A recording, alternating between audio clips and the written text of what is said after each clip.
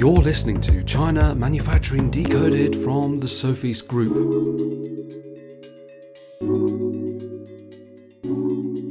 Hi, welcome back to the podcast. Adrian from Sofeast here, and I'm joined by Kate from Sofeast. Kate has been with us a few times on the podcast, and often she shares some useful information because she leads our supply chain management team, and useful information about, in this case, logistics. You might have heard, and Kate's going to fill us in about this, that the shipping costs have been creeping up again, and we're going to get to the bottom of why that is, and Kate's going to share some info about what those costs are, what's driving them, what maybe you can do to insulate yourself from further costs.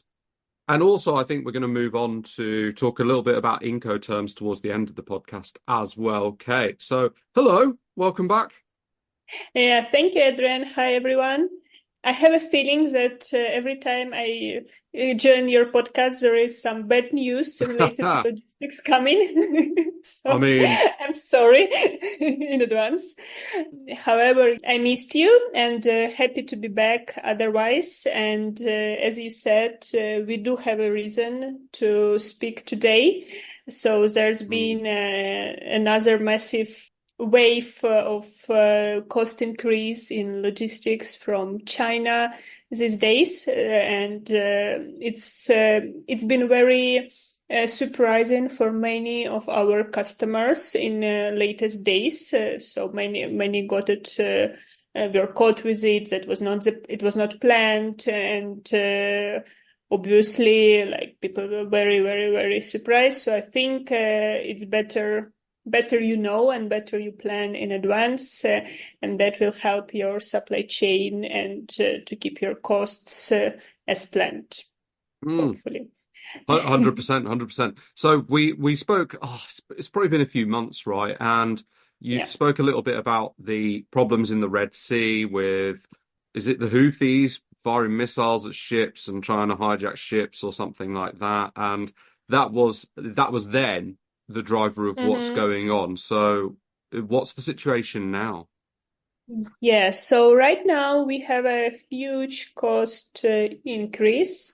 I think last time we spoke was around Chinese New Year, so it was a bit of everything. It was Red Sea crisis, it was Chinese New Year that was coming, and usually after Chinese New Year, things get down again as all factories have shipped out the orders and they start to accept new ones after they're back. And then for a few months, basically costs decrease as there is not too much traffic out of China with the orders going. And it's also like we are moving to summer season in Europe and in the US, which is usually considered to be kind of slow season. So people, usually our importers, they plan higher volumes in Q3, in Q4 to be in time for the season. However, and the costs did go down after that. However, this year we have something new that we will talk today. So as to the costs, to give you some numbers and some understanding. So for 20 GP container, like just maybe 2-3 weeks ago, the price was $1,800, which is cheap and good price. So right now is 5,700 as of this week. And for 40 high cube container, so price went from 3,100 to 9,500. So it's more than 3 times. Whoa, that's a huge increase. That's a huge increase, and it's not only this. There are also some things that you will learn only in China somehow. So you need to pay extra these days, apart from this cost. So apart that you're paying 9,500 for 40 HQ container instead of $3,000, you need to pay $300 for shipping line to get the empty container, because it's a huge shortage of empty containers. So to secure a container, you need to pay 300 on top on the shipping line so that they prioritize your shipment. And That's not it, Adrian. Uh, as I said, so there is a shortage of containers, and also a shortage of boats. And we have a lot of cases where our shipment date is being delayed and delayed. So boat is not leaving this week, it is postponed to the next week, and then the shipment is delayed. So if you want to ensure that your container is not rolled over to the next vessel, you need to pay, guess how much? $2,000 US dollars. $2,000. Yes, $2,000 US dollars Okay. per container. So that gives you 9,500 for a 40 HQ container, plus 300 to get empty container, plus 2,000 to be shipped on time. So that's more or less $12,000 then. Yeah. Wow. Okay. So when you mentioned that they could bump the container to another ship, right? How much notice is the shipping line likely to give? Because if you've got customers waiting for your products and you're saying, yep, they're being shipped this week, but then they say, oh, no, it's not going to be this week now. I mean, how do businesses cope with that? Are they giving any notice? No. Right. You know, Okay. usually you know after it happened. Oh, Like great. basically, or on the day of shipment or very close to the date of shipment. No.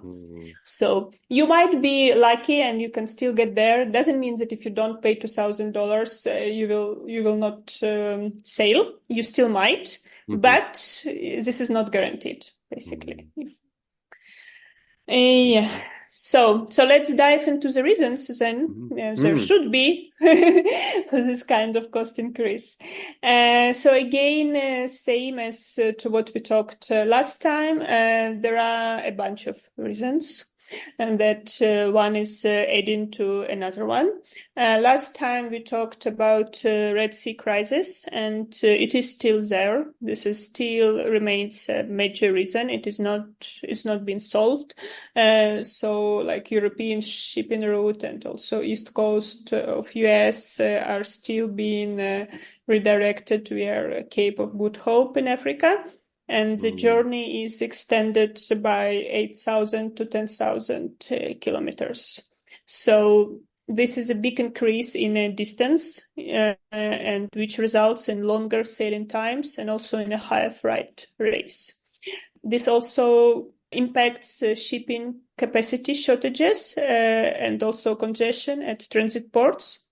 Because you know how it works. They go from one port to another, from one port to the next port. They don't sail directly like from port of departure to destination port. And then many containers are unable to return to their port of origin. And then this leads to severe container shortage. So it's basically, it becomes a mess. So this is still reason number one. There are a few new reasons added to this, and those will keep piling in the next months, I guess.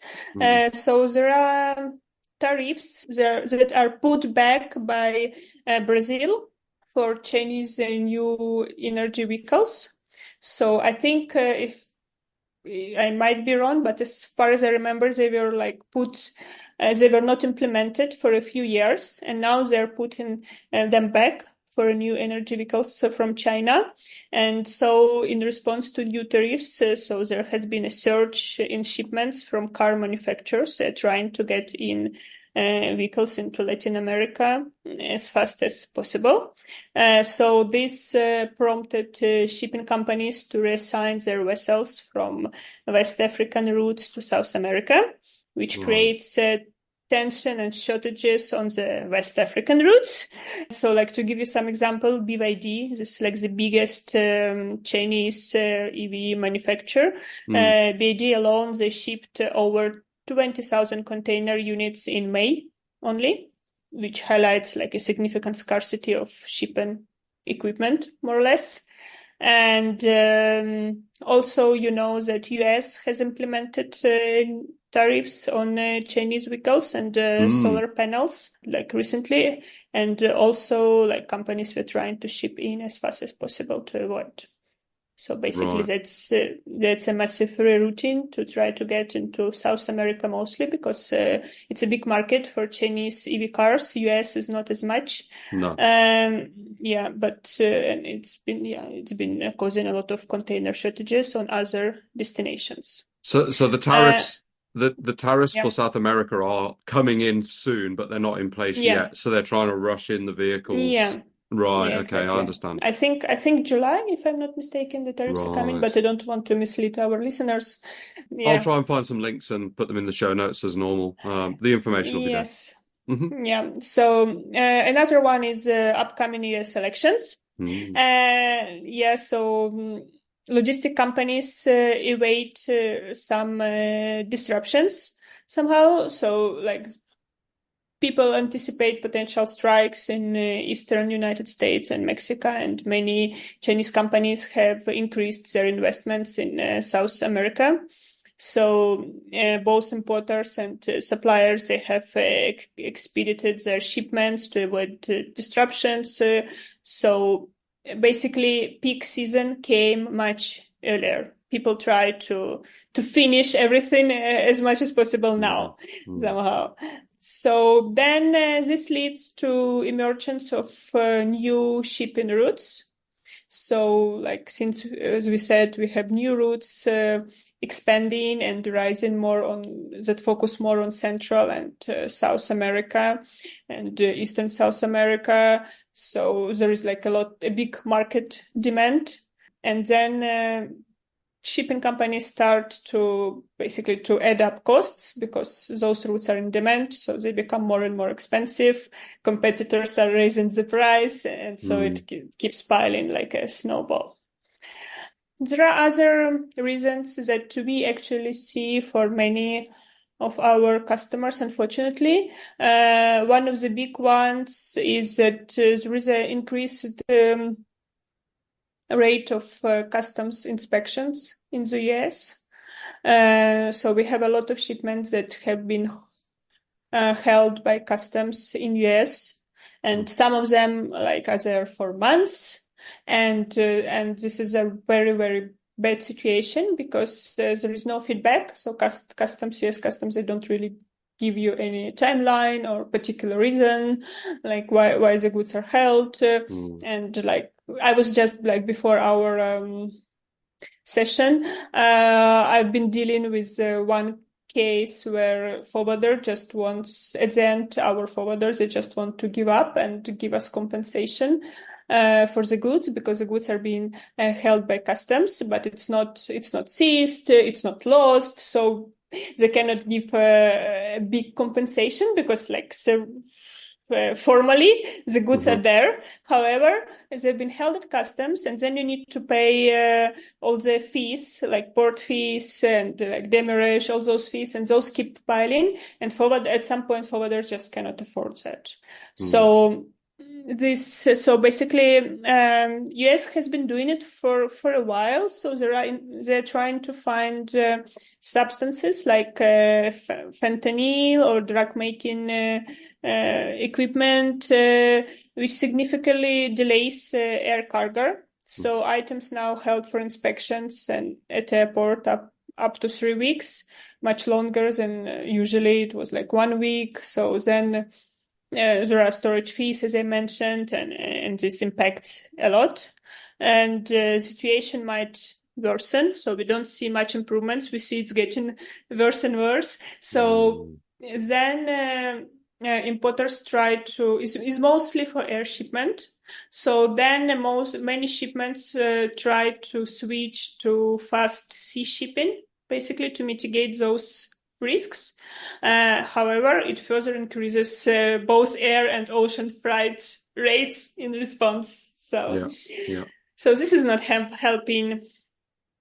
So overall, we see continued delays and increased freight rates because we have overcrowded ports and shortage of shipping space. Mm. So freight rates continue to rise and shipment delays become longer and longer.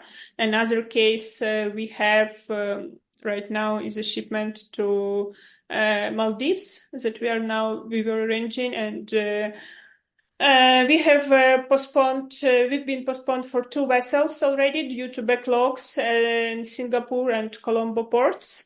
And only in Singapore alone, it's now 450,000 containers stuck. Wow. So right now shippers need to book space 2 months in advance if you want to leave on time.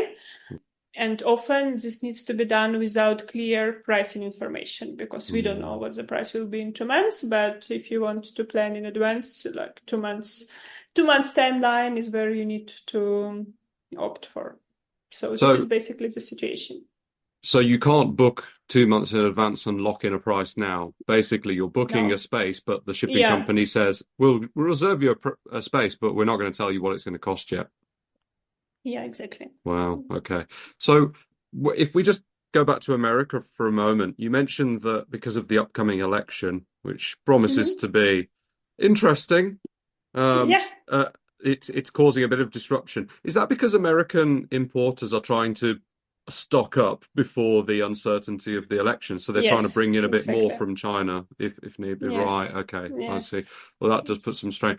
We haven't talked about Europe a lot. Obviously, Europe is going to be affected by a shortage in shipping because capacity, which you've been talking about, and still the higher rates. But are there any other specific issues affecting Europe?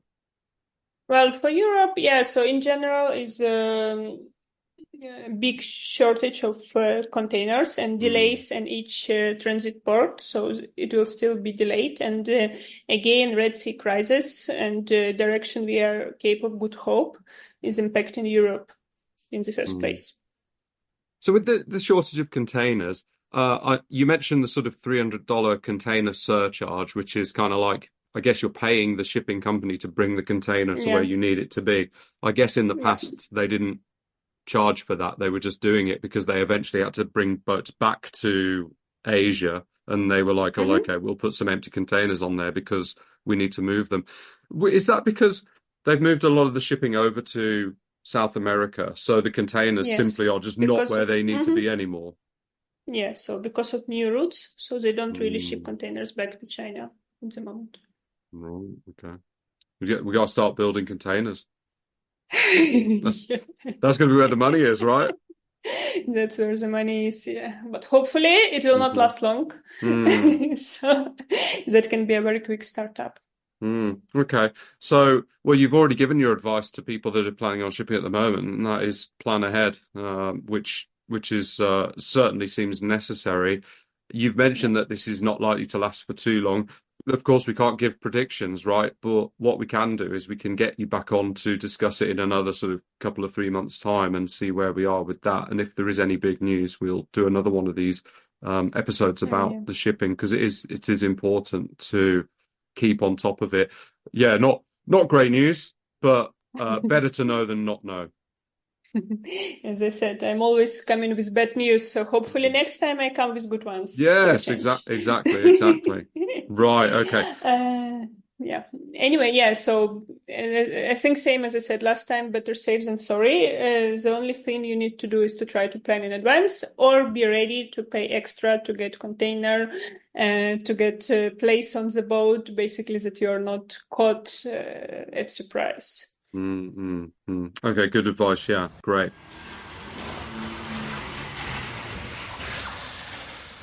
Let's move on to the second topic then, and we were going to discuss some Incoterms recently on the website, and you may not have seen our Incoterm info on Sofeast.com. I'll leave the link in the show notes as I normally do.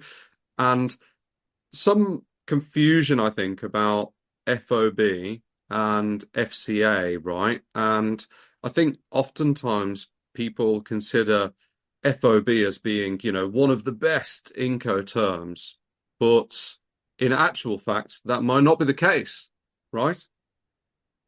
Yes, so this is one of the biggest misconceptions somehow about using Incoterms in China.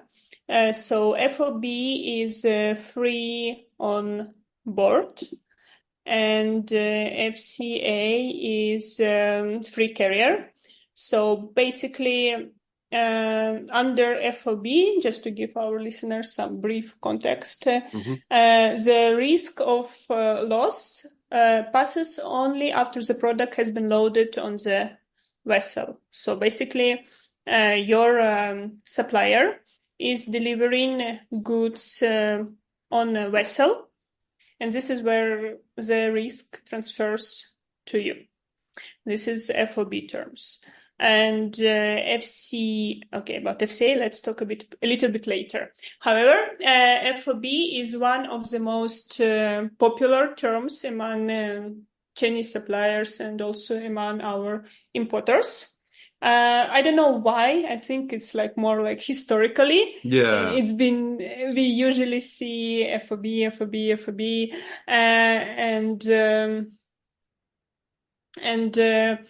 I think for a long time, as FOB has not been followed the way it's supposed to mean.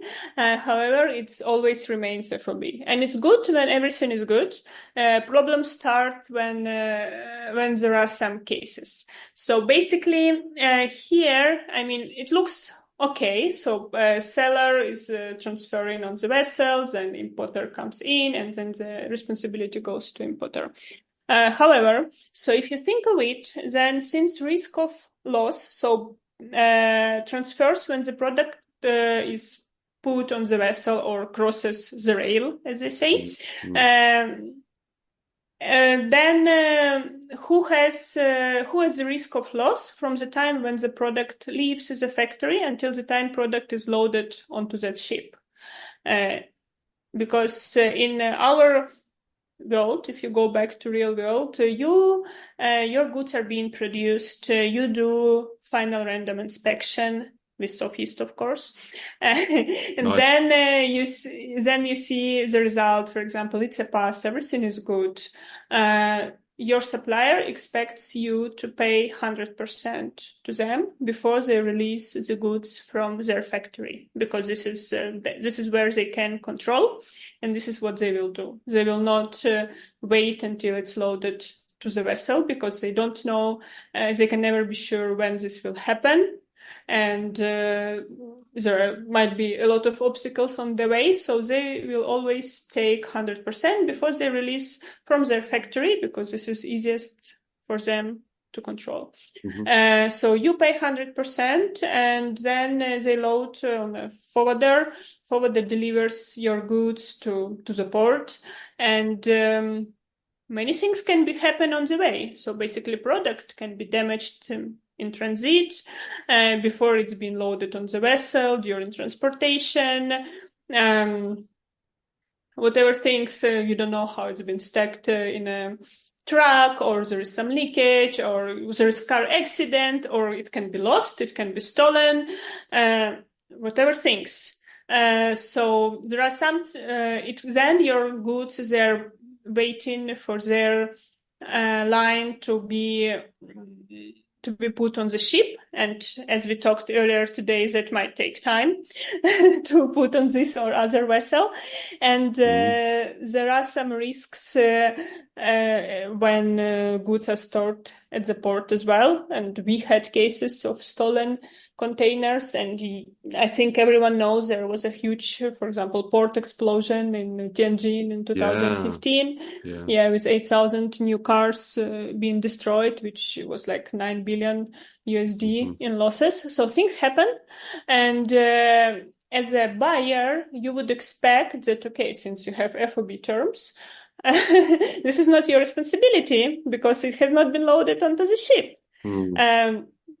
However, in practice, we seldom see that Chinese suppliers would buy any insurance and like for the period once goods are leaving their factory and until they're loaded onto the ship. And since they took 100% payment at their factory, it becomes your problem, no matter what.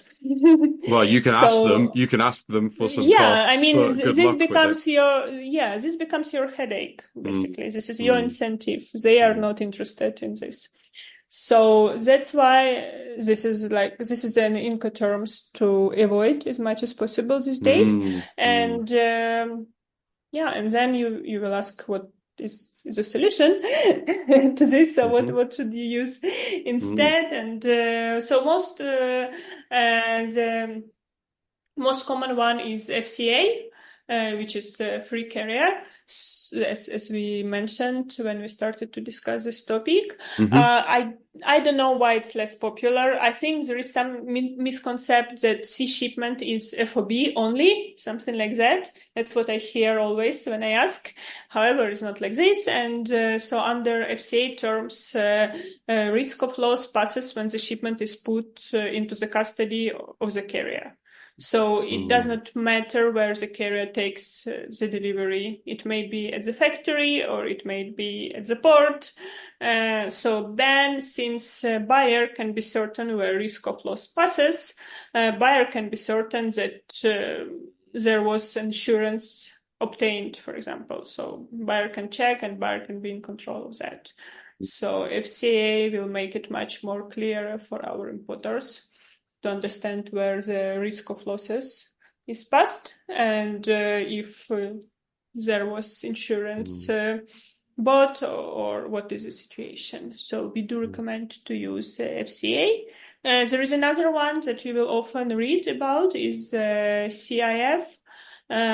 This is like the good one, but I need to say it's less common somehow these days, especially with the shipment cost. So this is basically cost, insurance, and freight. So under this one, seller is responsible for covering the cost, insurance, and freight of the buyer shipment while it is in transit. So then the buyer is responsible for any costs once the freight has reached buyer's destination port. However, with current logistic costs, you will be lucky if your supplier will agree to this one. So, under present conditions, we do recommend to use FCA as the responsibility is much more clear in this case. Is it the case that with FCA and CIF, there's probably more work for you, the importer, than with FOB? Maybe that's why FOB is kind of like more popular because the Chinese side, your supplier, will take care of it. Is that right? It's related to, there are some other factors in China that it might be related. I know partly it's because of VAT claim is much easier for Chinese suppliers to refund VAT under FOB terms. Basically it's historical thing, more or less. Right. So they don't want to risk. And usually for our importers, the price might be also cheaper under FOB, which is also related to VAT claims. So basically both parties agree and it's good to go. However, it works until it works. Yeah, until nothing goes wrong, when it's sort of in that grey area before it's actually gone over onto the ship. Yeah, okay, I get it. So that's good advice because next time you're dealing with a Chinese supplier and they're pushing you to accept FOB terms, normally a lot of people might think, oh yeah, that's fine. But actually now maybe take a second to think on it and check out FCA and CIF and consider the differences and consider the, what's that security worth? And, can you tolerate a container going missing or exploding or whatever, right? Yeah, especially this is very relevant in current situation where there are a lot of delays. Containers are being put from basically waiting for their vessel in ports for a long time. Right. And this might be a problem with such a mess going on with so many containers just waiting and waiting. Yeah, because there's more opportunity for something to go wrong. Yeah. Definitely. Absolutely. Okay, great. That's good advice. As I mentioned, I'll leave our info for those different Incoterms and you can read up on those and just think on it next time you're arranging the shipping. Or you can speak to Kate and her team here at Sofeast. Yes, you can ask our team.